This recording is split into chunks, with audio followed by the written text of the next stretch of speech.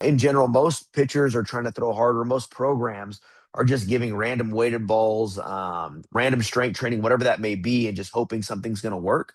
But one of the reasons we do get pretty high results is because each one of these things is individualized to the player. Um, so we evaluate. That's the first thing that we do is we're always going to evaluate that athlete first. Most of the time, programs are going to do drills, throwing weighted balls, and they're not going to really understand where that player's at. But I flip it, and I like to evaluate how does that athlete move. We do a general movement screen to see how the hips work, how do they rotate, how do they do a whole bunch of other things. Is there scap density? Can they actually activate their scaps? Just all kind of seeing how that body's going to function. And then from there, we go into a strength assessment. So we're doing jump data. We are doing single leg jump data. We're doing vertical jump data. We also have some swing speed metrics. We have some sprint speed metrics, depending on the athlete, on what we're going to be doing.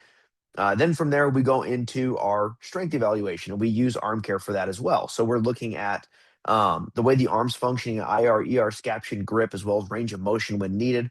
So we're evaluating kind of what I would just call the engine, which is going to be, our lower body production. Then we have like our transmission aspect. How are we going to shift gears through our core? And then we have kind of where the tires, where the rubber meets the road, which is going to be the arm itself. So we're evaluating kind of that full aspect of it.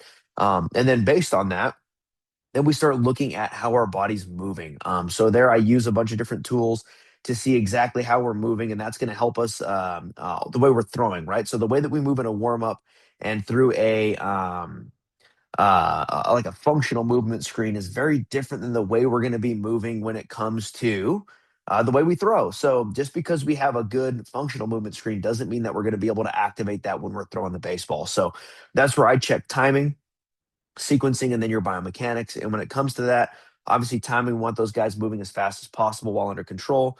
Sequencing, we want the hips to rotate, shoulders staying back. I have some other videos on that as well. And then when it comes to the mechanics, the big three things that I'm checking for are you driving down the mound while keeping your head over the belly button? Are you creating that separation at foot contact? And then what are you doing with your torso?